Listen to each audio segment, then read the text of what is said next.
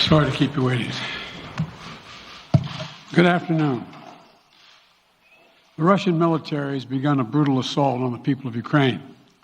Without provocation, without justification, without necessity, this is a premeditated attack. Vladimir Putin has been planning this for months, as we've been saying all along. He moved more than 175,000 troops, military equipment, and positions along the Ukrainian border. He moved blood supplies into position and built a field hospital, which tells you all you need to know about his intentions all along. He rejected every good faith effort the United States and our allies and partners made to address our mutual security concerns through dialogue to avoid needless conflict and avert human suffering. For weeks, we have been warning that this would happen.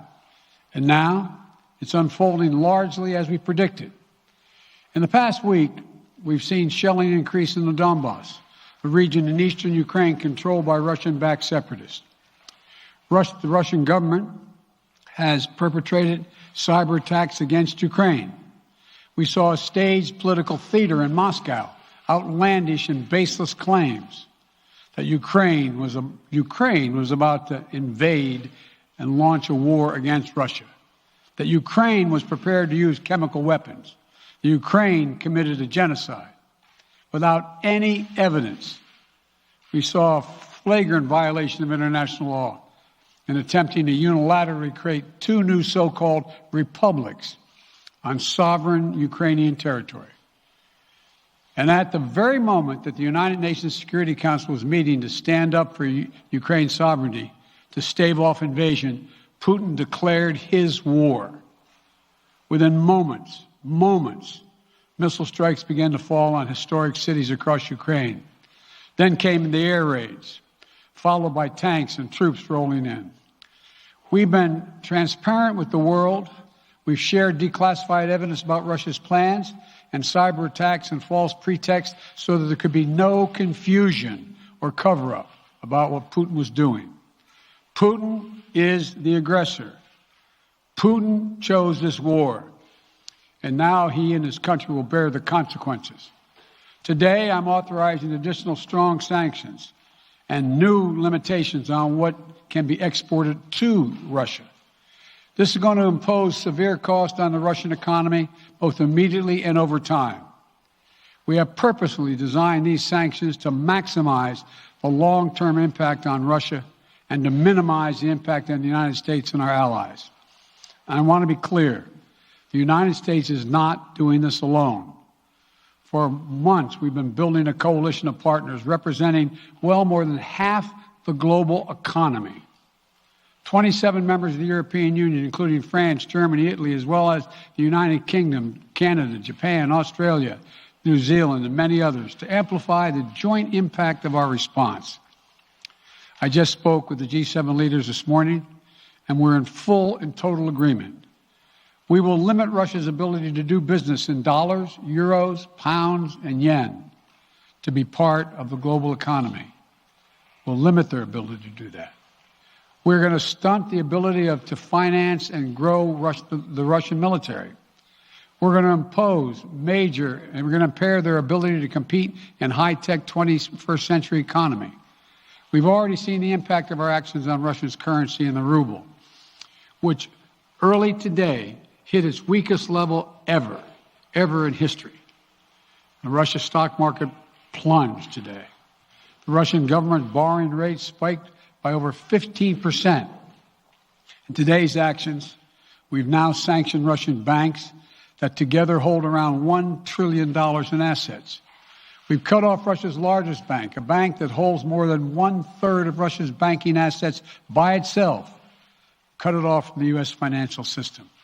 And today, we're also blocking 4 more major banks. That means every asset they have in America will be frozen. This includes VTB, the second largest bank in Russia, which has $250 billion in assets. As promised, we're also adding the names to the list of Russian elites and their family members that we're sanctioning as well.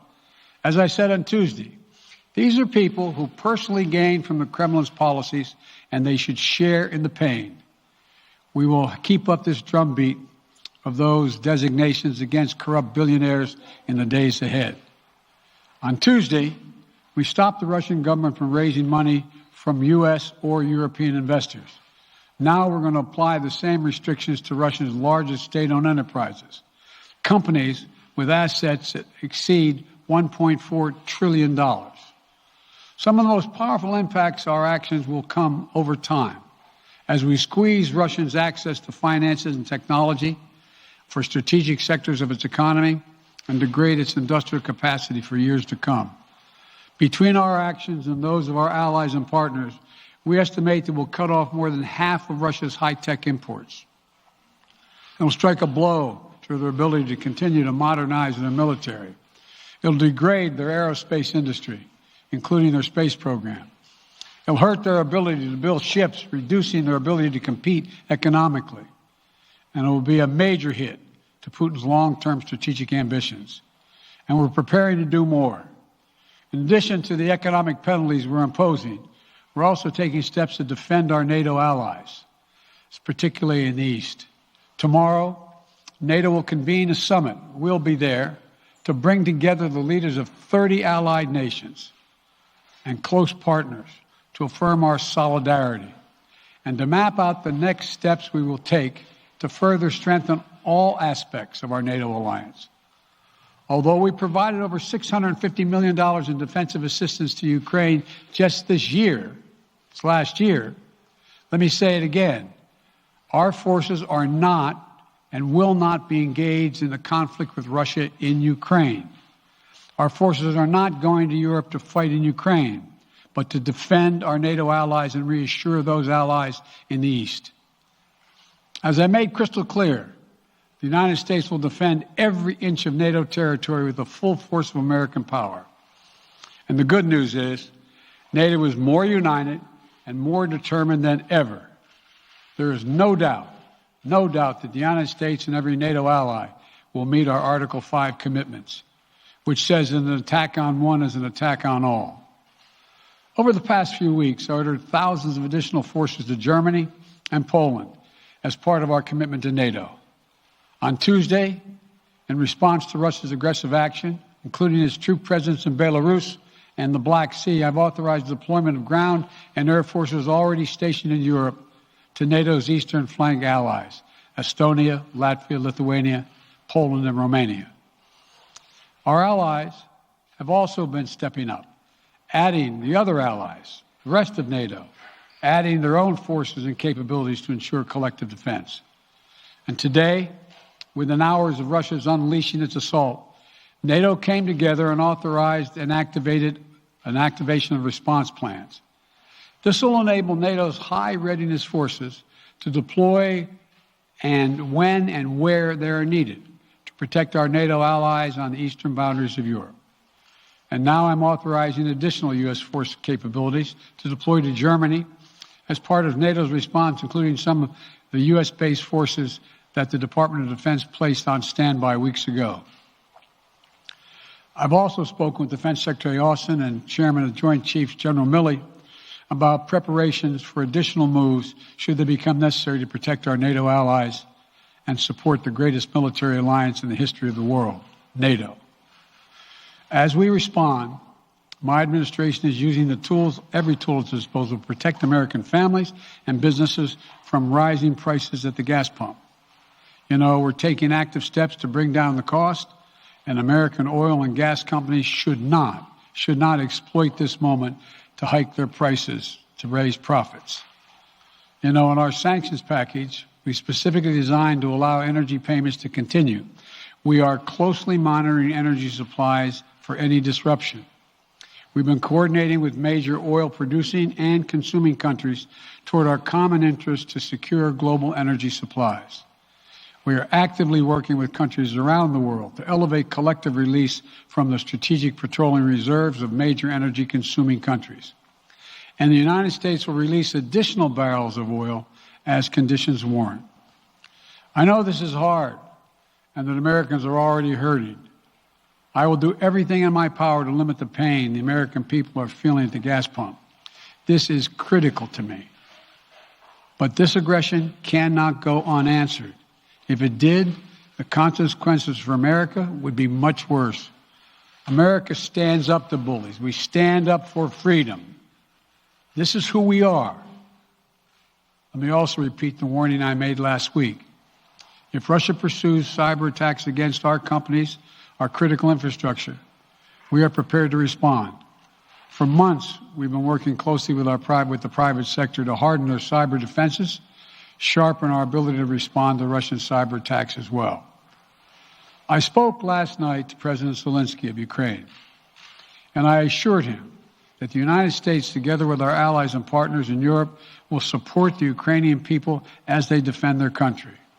We'll provide humanitarian relief to ease their suffering. And in the early days of this conflict, Russia propaganda outlets will keep trying to hide the truth and claim success for its military operation against a made-up threat. But history has shown, time and again, how swift gains in territory eventually give way to grinding occupations, acts of mass civil disobedience, and strategic dead ends. The next few weeks and months will be hard on the people of Ukraine. Putin has unleashed a great pain on them, but the Ukrainian people have known 30 years of independence, and they have repeatedly shown that they will not tolerate anyone who tries to take their country backwards. This is a dangerous moment for all of Europe, for the freedom around the world. Putin has committed an assault on the very principles that uphold the global peace. But now, the entire world sees clearly what Putin and his Kremlin allies are really all about. This was never about a genuine security concerns on their part. It was always about naked aggression, about Putin's desire for empire by any means necessary, by bullying Russia's neighbors through coercion and corruption, by changing borders by force, and ultimately by choosing a war without a cause. Putin's actions betray his sinister vision for the future of our world, one where nations take what they want by force. But it is a vision that the United States and freedom-loving nations everywhere will oppose with every tool of our considerable power. The United States and our allies and partners will emerge from this stronger, more united, more determined, and more purposeful. And Putin's aggression against Ukraine will end up costing Russia dearly, economically and strategically. We will make sure of that. Putin will be a pariah on the international stage.